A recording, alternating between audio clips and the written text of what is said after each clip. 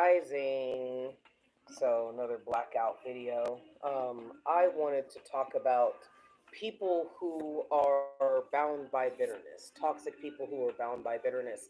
And this has come up a lot um, during my work and just in general. I realize uh, that as a coach, I'm always kind of testing out my growth, right? Um, and what really triggered me to do this tonight was just seeing my growth and wanting to share it with you guys, and also wanting you guys to giving you some information to be able to identify, like, other people's bitterness is what keeps a lot of people out of their greatness. Now, before I became a motivational speaker, or not speaker, but a motivational coach, a transformational coach, and a narc coach, I was listening to Les Brown and others uh, on YouTube, and one of the popular things that they would say, adages that they would say, which just means a saying, right, is, and everybody uses this, and it's, you have to really be careful when you're using things, because, like when I grew up, people with the one adage was, who told you that you were less than yourself, or who told you you couldn't be what you could be? Okay, so, and it sounds simple, right? But those of us who have dealt with narcissistic sociopsychopaths, we understand that even though we know that we can be whoever we want to be, right? Because a lot of us, we come in here and we're burning, man. We are a ball of light and we're bouncing off the walls, right? And they call that hyperactive, you know, ADHD and stuff like that, right? Because we didn't think like other people, because we didn't learn like other people. There's obviously, there's a diagnosis. America has a diagnosis for everything, but it leaves out science's knowledge, and they had no real knowledge, or at least that they would share with us to confirm our existence as both physical and spiritual beings. A spiritual being having a physical human experience, right? They never did that. So it was always a pill for this, and after the diagnosis, after the label, right? That's how you shelve things, right? We put a title on a book, and I've never been good at titles. I used to write poetry all the time, and I was never good at it, at doing titled. I had Untitled 47. That was before they threw all my belongings away, and I had, poetry and manuscripts and photography and just, all that stuff. But when I had became homeless, and they refused to give me my belongings back. They didn't follow the landlord tenant laws, and so anyway. But so one of the things that, Les Brown and others motivational speakers would say, there's so many people in the grave with dead dreams. You know why? Because they're dealing with cluster B personalities. They're dealing with entities working through people, right? Their spirit attachments in a hollow body, in a fleshly ship, that are jealous, right? So when you're that we're a light, right? And a lot of people, because of my upbringing, I was abused at an early age. I was sexually abused. I was physically abused. I was starved.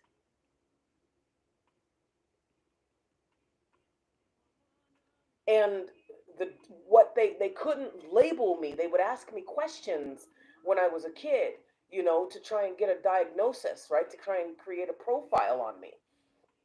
And I'd be like, no, I don't feel that way, you know. And so, and here's the this is twofold. There's a twofold, I don't even know what to call it. It's disastrous. So at one hand, you have the other people who are so fascinated that this little black girl uh, didn't is still strong, is aware, right, and knows of their feelings, is drawing big trees, right, because there was this theory in psychology, yeah, I think it was psychology, that, those who live in the urban areas and are poor, they only draw like stick figures, like burnt trees, right? And here I am, I'm living in that same type of neighborhood at a young age. I was still with my mother, and I drew this great big tree, and I've shared this before. And so people will get bitter because you can't be labeled, because they can't create a motif with you. They can't create a pattern, right? You get people who like to say things over and over again, right? And so, just to get to the point, at work, so on my way to work, I go to Walmart to get my licorice, and since I'm trying to cut down, but it's just I feel like I have to have some hand to mouth stuff. So a lot of times when you have been traumatized, and it's been in a cluster B in a relationship, or in a hostile environment, and you're in perpetual fight or flight mode. Um, you go there's things that you do, like, I went intermittent fasting, and which helped me, because I would weigh a lot more than I do now, because of course after the intermittent fasting and eating regularly again, it's I have digestive issues now. Not from, I don't believe, because I didn't change to like just eating. I still have my big bucket of spring mix salad. I still pretty much eat the same. I don't overeat, but I have ingested more sugary foods than I would normally, and I know that that's after coming out of being in that environment. Um, so I was doing all the right things, right? After quit smoking, did all the right things.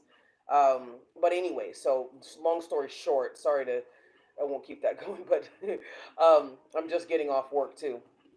But long story short, um, I still have my licorice, because now my growth in, I'm detoxing properly, right? So now my lungs, because I get to walk, I'm not held hostage energetically in, a 200 by 200 square foot hotel room that's, is filled with gang stalkers and Satanists and Mexican gang members, you know, prostitution and drug addiction and, whatever. Um, and so now there's some freedom, and so I'm conscious of what my body is doing, conscious of a possible, diagnosis from trauma, learning about that, learning, what trauma causes, because you can have hair loss from trauma, being in a relationship, or being stalked, relentlessly, and harassed, and somebody trying to literally destroy your life if they can't take it over, because they know that they can't be a part of your life, right? um so there's that trauma, there's an energetic reaction that is going on. um anyway, so basically I do my licorice, which I had been doing before we left that environment, but I'm still doing it now. And the other thing is now I get to cry, which is another sign of is another stop it is another no is another way of healing, purging, right? So right now, and that's was what I told you guys at my suggestion. Write 10 things that you're grateful for, to get in the gratitude mode. Write 10 things that you've accomplished, because leaving a cluster B personality relationship is a huge accomplishment. Being able to be, have be in your right mind to prep and plan, being able to listen to your intuition, right? There are so many things that you have to pat yourself on the back for. So anyway, so I stopped by this Walmart to go to get my licorice stash, and fill up for the week. And there was a woman there, and I was really turned off. Again, those of you who have survived gang stalking, being a targeted individual, you know that you get the creeps, right? Our skin tingles when we're around too many people. It brings a lot of anxiety because, we were usually surrounded by gang stalkers, right? I mean, whether they be police officers, whether they be teachers, whether they be people in your neighborhood, your own family members, right? Then they're looking at you, they're gaslighting you, they're looking at you like, hey, we're not doing anything, but you know what I mean? It's meant to mess with your intuition. So anyway, I have, and as an empath anyway, being hypersensitive to other people's emotions, not necessarily taking it on just because I have experienced a trauma, not taking it on because I'm conscious, right?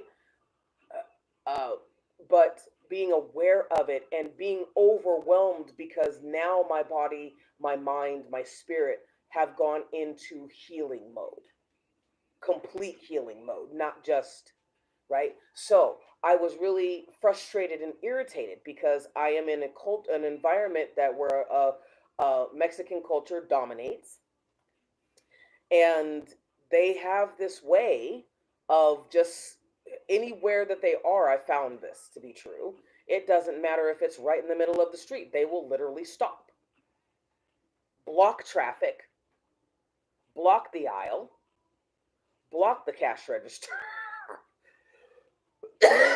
And then turn back at you and look at you like there's something wrong with you because you don't want to be a part of the audience for whatever's going on.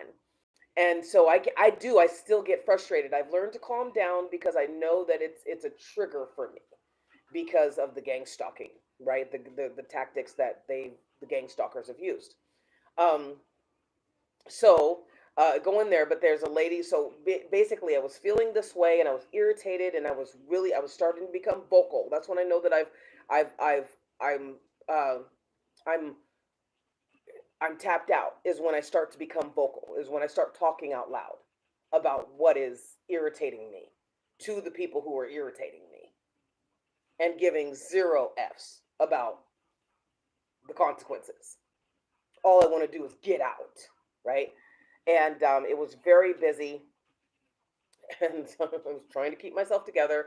I almost made it until the girl, who was checking us out. In Walmart, they will make sure that you're not stealing anything and check your items in your bag or whatever. And it was just this energy, and I flipped on her, and I said something. I was like, "Gosh, can you just stop being creepy? Please stop being creepy." Because that's how I felt. I felt creeped out about with all these people in my space. It's packed. They're stopping for no apparent reason but to have a little, intimate spat with their partner or whatever, and not giving a shit about other people around them.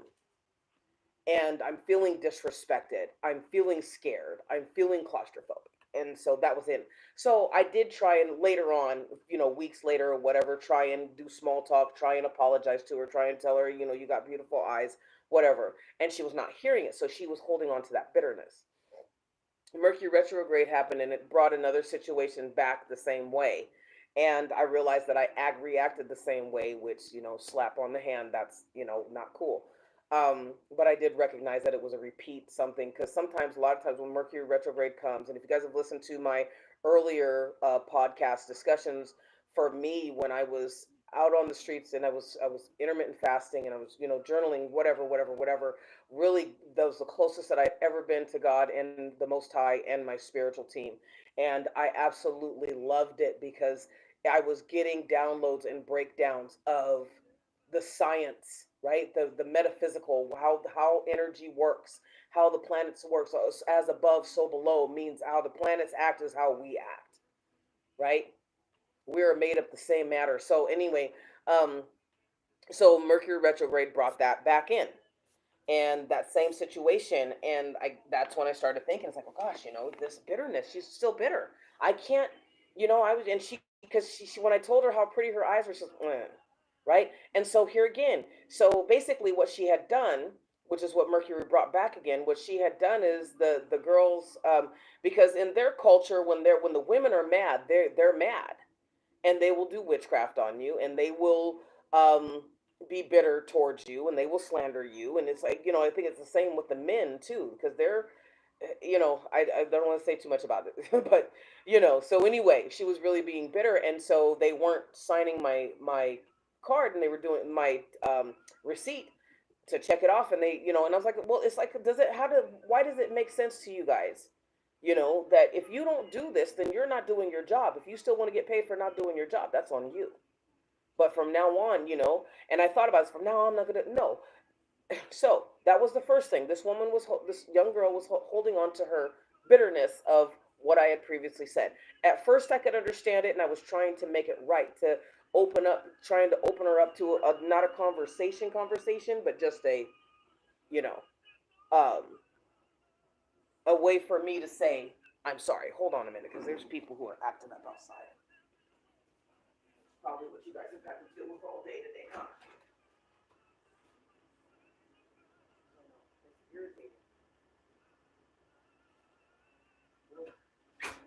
Yeah, my babies are on high alert.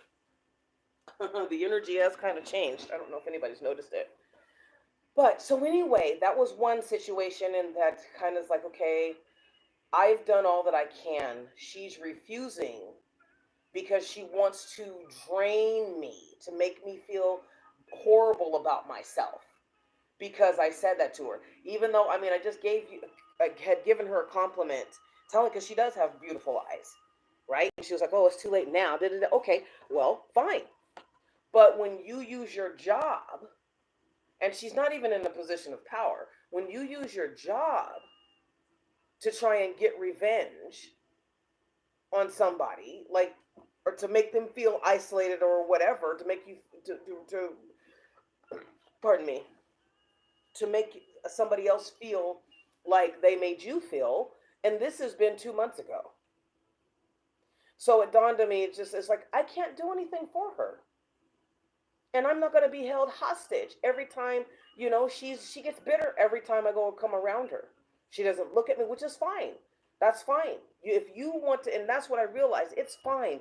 If people, if you want to hold in that toxicity because you're not hurting me. I used to do the same thing. Right? And seeing it on being on the other side of it, it's like, gosh, that didn't hurt me at all. Right now, of course, as an empath, I could feel it coming.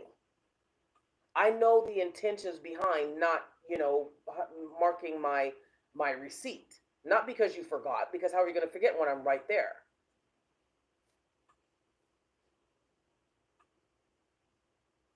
Right? So, anyway, so then, probably like, oh, how long has it been? I think it's been about 2 weeks. And one of my coworkers.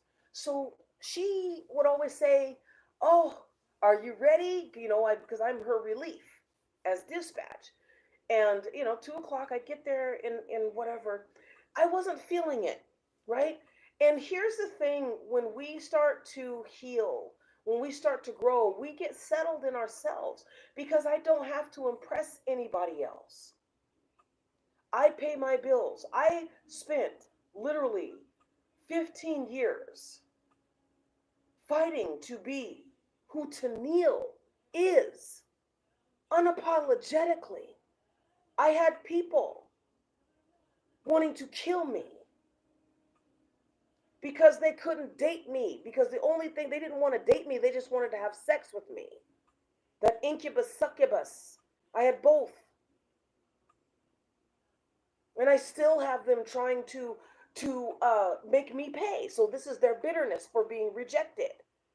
And some have been in this state of bitterness and revenge, which those of us who have been in relationships with malignant narcissists or cluster B personalities know there is no cutoff. Even if they do get revenge, it's never enough. It's never enough. because it's not the revenge they want, it's the putting you under their thumb. Is it making you, with the Walmart lady, that's not the case. But with my coworker, I realized that there was something really, you know there were red flags about her. I mean, I have red flags about everybody, right? But I also understand, again, I am in a climate that is very sensitive to um, criticism. Be it, I don't think that they can really tell whether it's constructive criticism or whether, I don't think it really matters. They're so sensitive that if you say something that contradicts their belief collectively or individually, then they react. And sometimes it's not always good. I mean, I've had absolutely awesome responses, which, and good discussions, which have been lacking for literally the last 15 years, to have a good intellectual, constructive dialogue.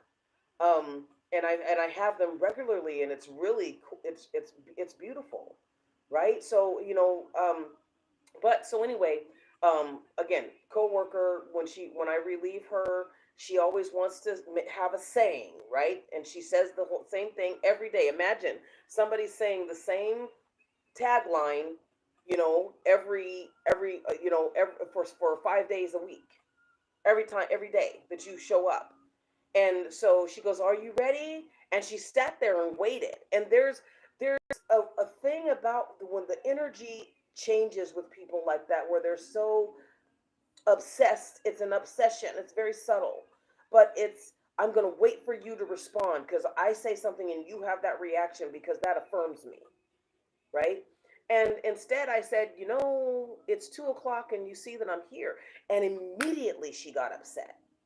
I mean, like, it was borderline rage. And there were other people, "Well, I'm just asking." I was like, "I know, but you ask all the time, dude, and I'm tired of it." And I actually said that, right? Now, here's coming from somebody who was a people pleaser, and especially because I knew people have always gotten mad at me for not having sex with them, for not talking to them, for not dating them, for turning them down for anything. There has always been a punishment when I do that. Ergo, why I became a hermit, because I didn't understand why people, and I still don't, because and at first I thought it was because I was black, but I was like, okay, well, no, other people, black people, turn people down, and they don't, people aren't trying to kill them or destroy their lives. So what is it literally about me? And it's more, like I said, you have to let go of everything. As I really realized that it was because I was an empath, because I have the clairs, because it doesn't matter where I am or what I'm doing. I can feel like shit. I'm still, the energy that resides within me is that of a healer. And so when I sit in a room, I light it up. It doesn't matter. I can sit in a corner. Nobody can talk to me. And that's really what people want. They want you to be there to heal them without charge. The people, when you realize you do your work and you heal to your core, you allow yourself to go through the 4 steps that I take my clients through: reveal, heal, grow, and show. Okay, they sound easy, but when we get into it, it's not going, because you're going to be, and that's why I said I'm not a psychologist or a psychiatrist. If you have one on standby, because if things get a little bit too deep and you start having triggers, then we need to disconnect, and you need to go and see an actual therapist. Like I said, I am a transformational coach, right? I am a narc coach. I am coaching you through healing. I am motivating you to get your healing. I am providing a safe internet space for you to be via Phoenix's Rising Academy. Okay? But because I know what I went through, and I went through alone. I did not have a psychiatrist. I didn't need, wouldn't have taken any medication, but I did not have a psychologist. I didn't have anybody who wanted to hear me, because why? Everybody was punishing me because I was the one who didn't want to interact with toxic people. I was the one that was focused.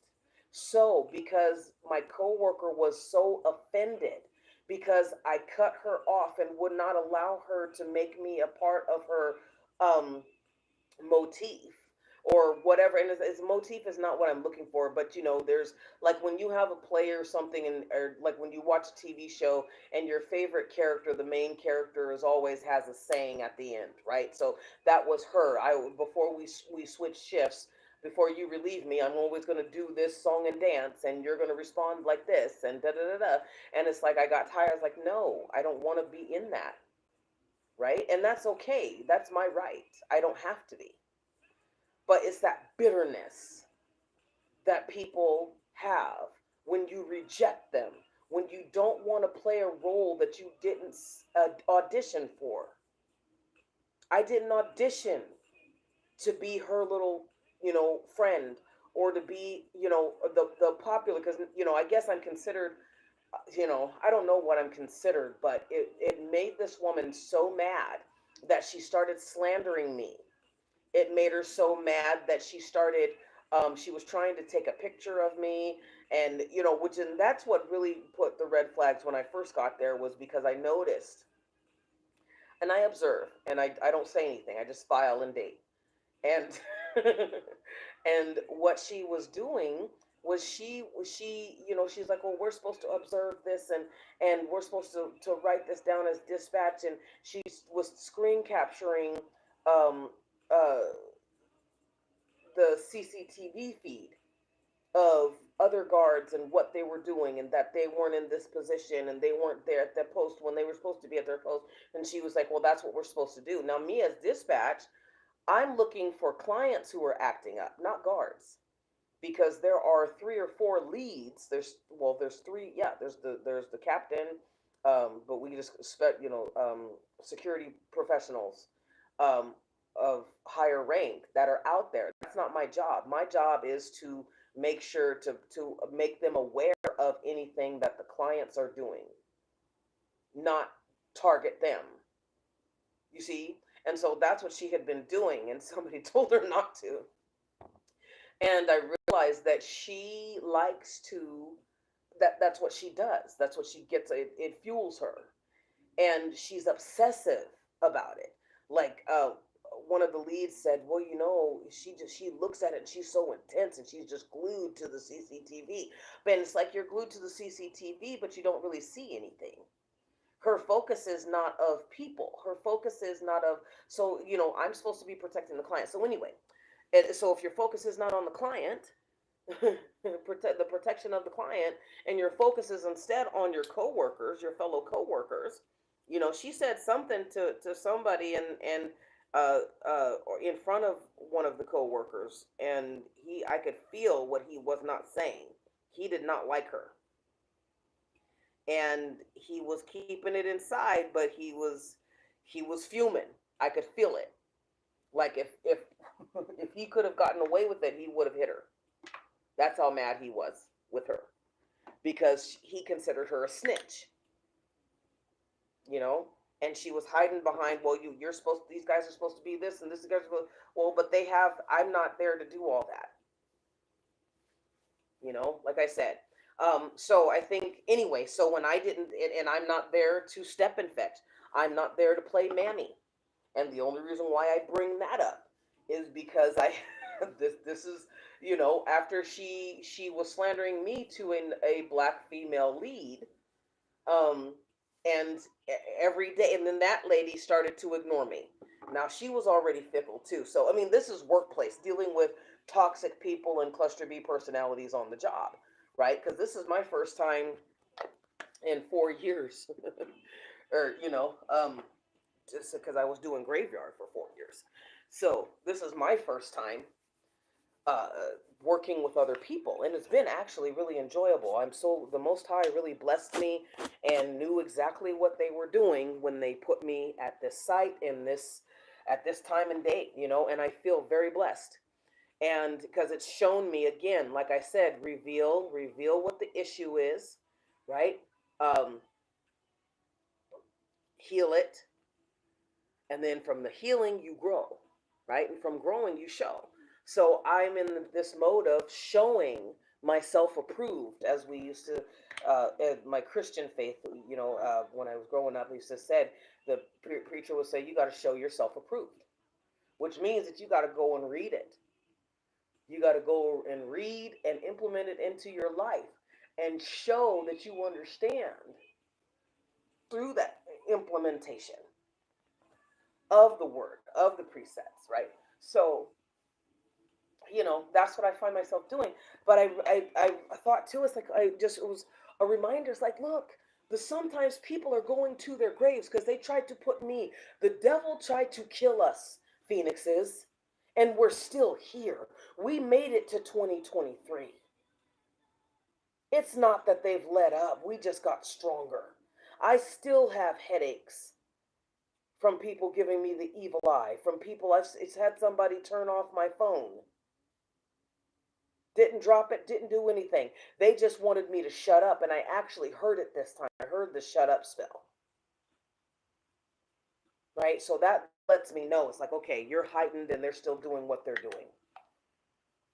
I've woke up with the energy because a lot of, like I said, when they can't get you in the physical, when they can't find anybody to stalk you, when they don't have that type of power over you, they're going to work on you because they've at least the ones that I'm dealing with are they're adepts, which means that they can materialize anything. I've had people focus on trying to cause me burns and boils. Like my skin was, I thought I was bit by a spider, but there was no spider. I mean, I'm a strong believer in bleach. There was no spider, there was no earwigs, there was nothing. It was just somebody who was in my energy, who was focusing on changing my cellular structure so that I would have blisters. And they thought, I heard them laughing. See, I'm clairaudient. That's what a lot of these guys don't know. You say something, and you say something intensely enough, even if you're secret. Like a lot of times, these guys now that there's still about 3 or 4 stragglers, um, because it's an obsession, their bitterness. And so, and with the coworker, I didn't say anything to her. But basically what I started doing was what I should have done in the first place instead of hanging out at the guard station, because I get there early. I walk 5 miles, so I'm walking 5 miles 5 days a week, except for if it's raining or if I get work another somewhere else, or another shift. Excuse me. Is this what it's been like for you guys the whole time? Hi, sweetie, how you doing? Good. So they didn't pick up anybody's bugs. All right. Okay, so just observing my babies because they're, hi, sweetie baby. Okay, sorry. My babies, they're on high alert, and I'm wondering why they're on high alert so much, and I don't know why that is.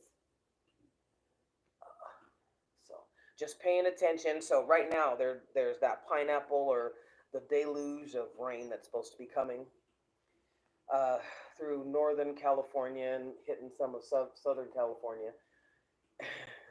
So I don't know if they're, animals are usually the first ones to be alert about something.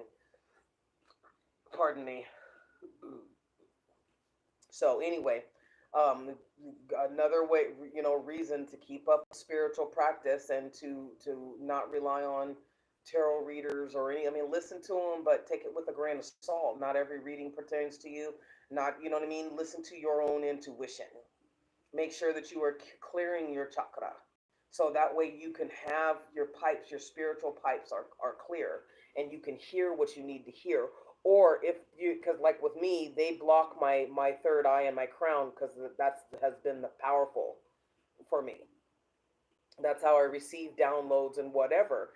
And so anyway, as I was saying, I have these people that are still in my energy, and they're determined, you know, to get something that to win at all costs. Imagine a pedophile who has no business, should be ashamed of themselves, you know. I mean, I've met so many different types of people, man. I will never. I was actually praying, and I was out to the Most High, and I was asking. I was like, please, I pray to purge. I don't want to. I don't want to transition from this life into wherever I'm going next. I do have to come back here, unfortunately, from what they had told me before, but I don't know what that entails, and I didn't ask. I was just depressed. But anyways, um, and maybe I heard wrong. I don't know. But I just know that I didn't feel happy about that. Hearing that. Um, Sorry, lost my thought just thinking about it. Mm. So one, the reason why I'm bringing all this up, dealing with toxic people who are bound to their bitterness, it has nothing to do with you, phoenixes. If you have made an attempt, see, you don't have, that's why I've said before too in my other podcast discussions, you don't have to apologize. You don't have to subject yourself to be, you know, bludgeoned repeatedly. You are not in servitude. With the malignant narcissist, that's what they want. They want you to be in servitude to them. It's never ever going to be enough. With the lady that I've told you guys about, Olga Texador, and like I said, I will continue to say the sex offender's name, because that's what she was trying to do with me. She was trying to sex traffic me through grooming, insidious. She was very sadistic about it. The woman was telling me, "Oh, I'll help you. You can stay as long as you need." But she was trying to. She was the one that made me homeless. She was, sabotaging jobs, trying to get me killed. I mean, we were on the streets, and she did witchcraft to the point where we almost died. We should not be here, and that's real. So yes, I'm going to then come to find out that this woman held a woman and her son hostage and essayed them out of bitterness because this lady was telling the truth about her interaction with this woman, with this Olga Texador chick. But yet she's still DJing in San Francisco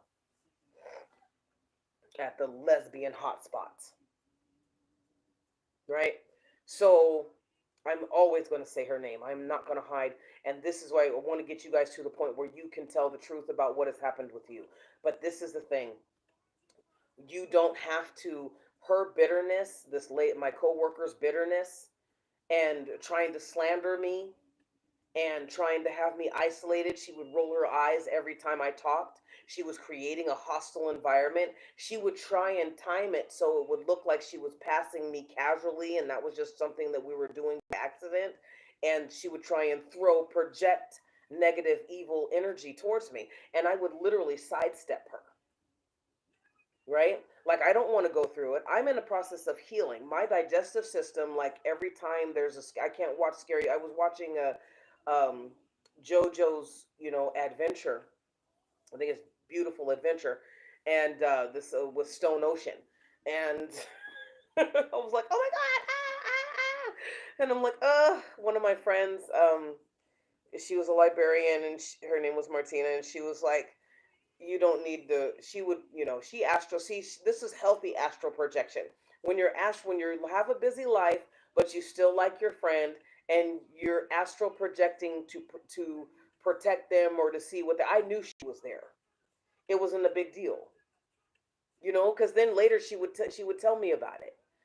She would tell me about this, what I was watching, and she was like, you need to watch something more fun. So, but you don't have to get engaged. Do not allow them to envelop you, to guilt trip you, to shame you, to workplace mob you, to slander you, to create a hostile environment. That's their stuff.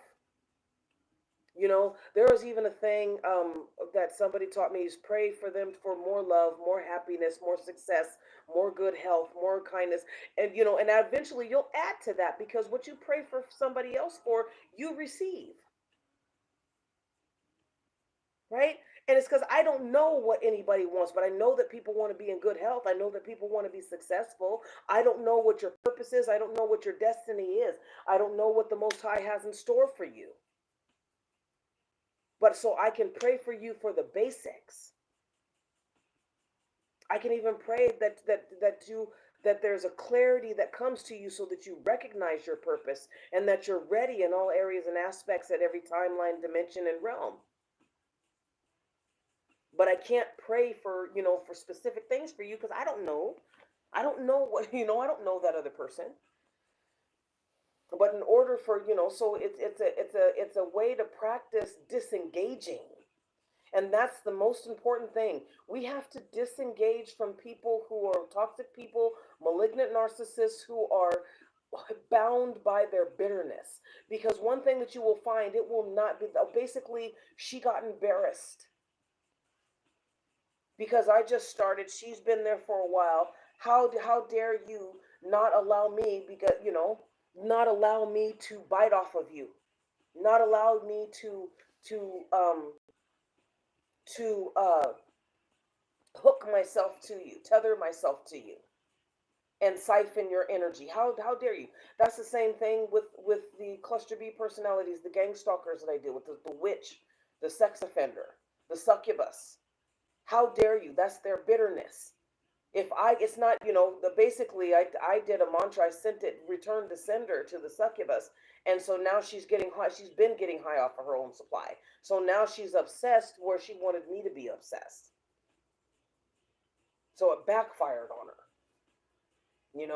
But it's like how her thing, the reason why she was doing love domination spells and trying to get me, she was doing spells so that I would not receive an income. Now this woman, and the bitterness comes too when you've leveled up and they can feel your power. They can feel the increase in prana. They can feel that you're powerful. But you may not look the part, you may not look the role, but they can feel it. They can feel that you're already there, so you don't have to do what they've done. So people who are bitter will throw everything, including the kitchen sink, at you because how dare you to prolong it? It's not that God, the Most High and your soul tribe and your spirit team is, and your ancestors aren't doing what they said that they were going to do. I did mention this in a earlier podcast when I said that this and I said this bitch. Literally, I saw in the spiritual realm there was an abundance. And this was the beginning of this last year. There was an abundance. God was telling me to move then and to go quietly, and I did. I was planning and plotting, but sometimes God will show you something to do, if only to flush out the tactics of the enemy for themselves, right? And sometimes you're protected, but you may feel a disappointment when in reality you were never going to go. So that's what ended up happening. Because I was trying to figure out how to go, and I had the succubus and the child molester. Uh, on, like, I don't know, energetically somehow they found out. You know what I mean? So this is a war spot in the spiritual realms.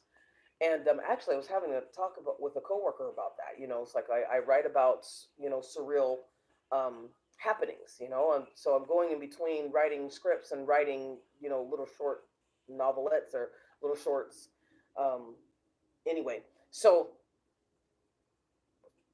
they become bitter, and that's why there's people who end up in the grave, not because they didn't know their purpose, not because they weren't working on their purpose, not because they were not on the path.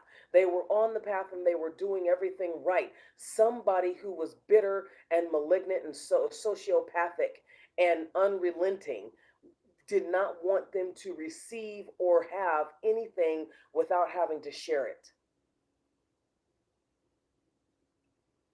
Then what the Most High brought up to me in my mind's eye this evening was, while I was still at work, was people who get a little bit of acknowledgement and they're so afraid of it. They're afraid of being acknowledged for what they've done good, for their natural talents. They're afraid, and they water themselves down before anybody can smack them again.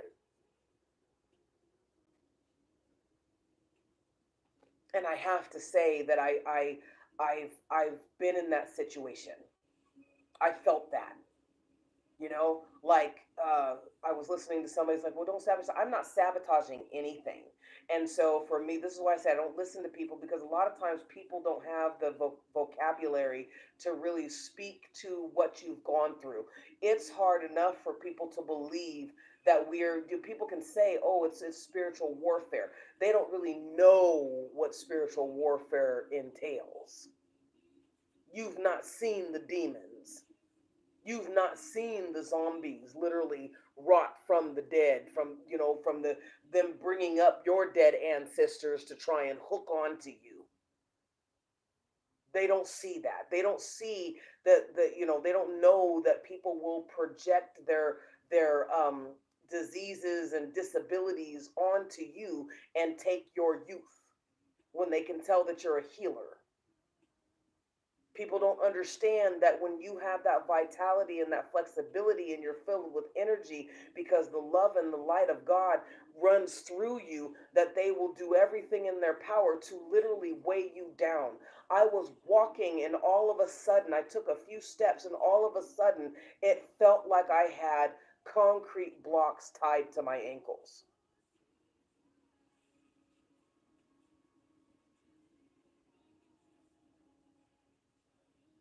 So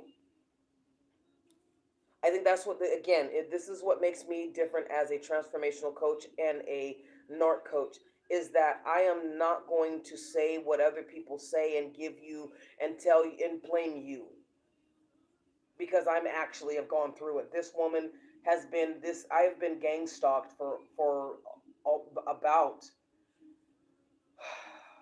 well, since 2000, really since 2008. Okay, so do the math on that. And it got worse 2011. And I mean, you know what I mean? And that's when I had to conquer. Like I went through what other TIs have talked about, where they took their jobs, they took their money, they took their homes, they made them homeless, and then they harassed them on the street. Then they killed their dogs, then they tried to kill them. I've been through that. I wasn't supposed to be on the streets for 3 years. It was witchcraft that kept me there. It was distractions that kept me there. It was and when the distractions, because I can ignore anybody. I've always been very good at that all my life. If I don't want to deal with you, I'm not going to deal with you. I don't care who you are. We had bigwigs come, quote unquote bigwigs come to the job, and I'm unimpressed. You're not paying me what you should be paying me. And when I do overtime, you're not paying me what you're supposed to pay me in overtime. So, I don't give a shit. If I'm here and I'm not going to, I'm still going to fart if I need to fart. So anyway, yeah. So basically, what I did with both of these guys is just I let it go. I disengaged. I would not allow myself to be trauma bonded through somebody else's bitterness. If you're bound by bitterness, you're going to be bound by yourself.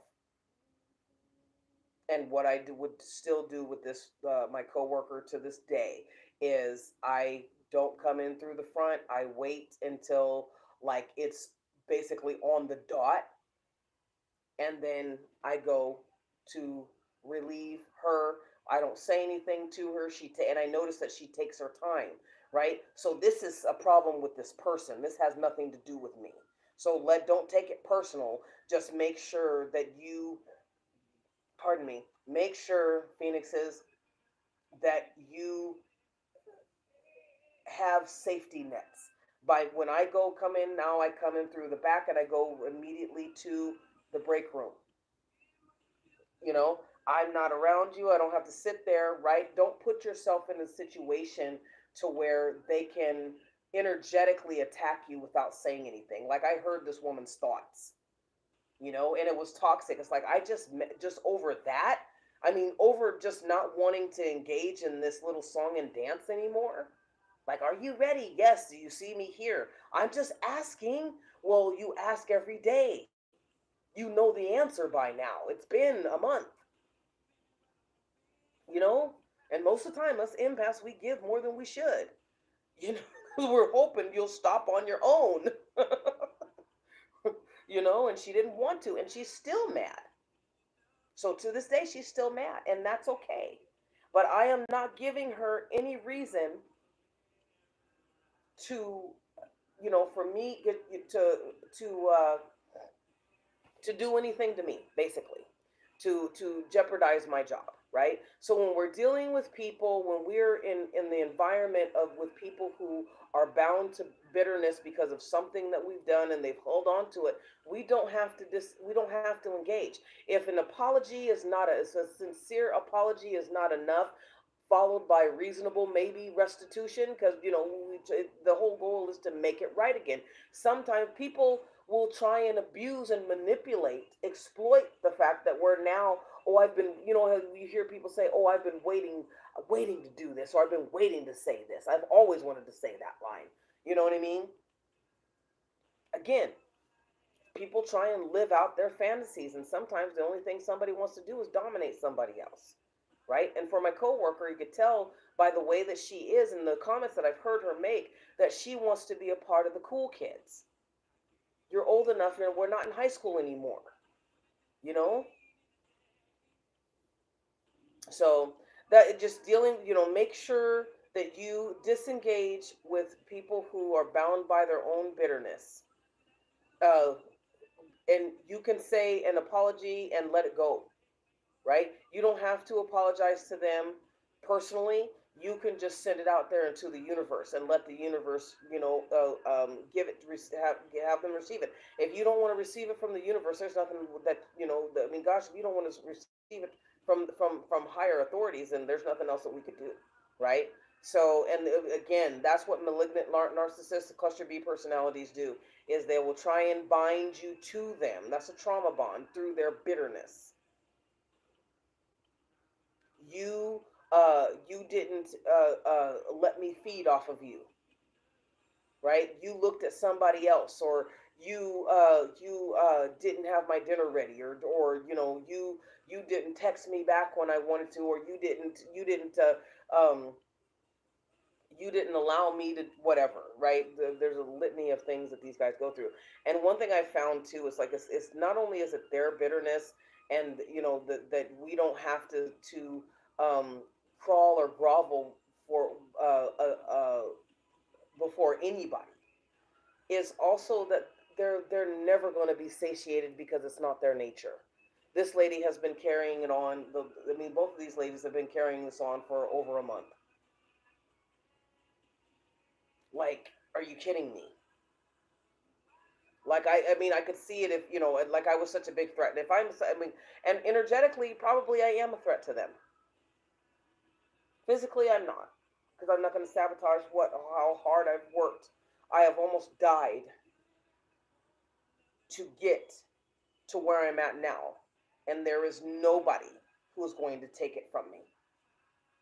So anyway, I hope that this discussion helped. And if you guys have any questions or comments, you know, of your experiences in dealing with people who are bound to bitterness and trying to make you pay, you know, how you've transitioned from being with a malignant narcissistic cluster B personality, or how you're even dealing with your cluster B coworkers, you know, make a comment in the below, and I'll put some links in the description.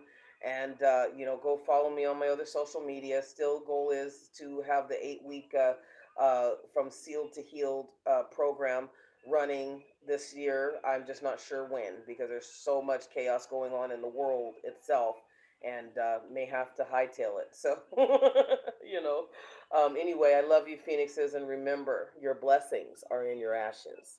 Rise.